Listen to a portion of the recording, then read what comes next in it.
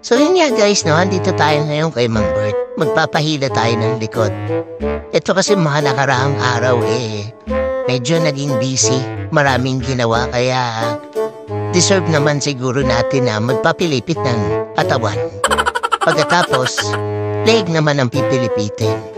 So, ayan, panoorin niyo pagkatapos pilipitin, minasa-masa, ayan, piniga-piga. Tapos, ginamitan niya yun ng vibrator. Yan. Tapos maya-maya yan, paplansyahin niya naman gamit yung kanyang vibrator. Pagkatapos yung plansyahin dyan, iilahilahin niya tayo. So ayan, pinaplansya na. Tinitignan kung saan yung matigas. Tapos, hello.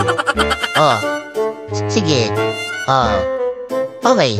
Sige. Oh, tapos, itong patapos na rin naman to. Pagkatapos nito, isasampay ko na lang. Punta ka na lang dito. O, sige. Bye-bay! So, balik tayo sa pangumlansya ni Mang Bert gamit ang kanyang vibrator.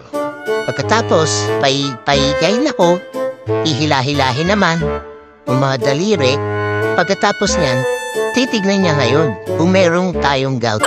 Yan, buti na lang wala tayong gout. Tapos, check niya kung pantay yung paha. Pag hindi, hihilahin niya ngayon yan. Magkabila para pumantay. Tapos daliri naman, hihilahin din niya. Baka sa haling humaba, lumaki ang paha ko. O tayo na. Thank you, Mang Bert. Salamat.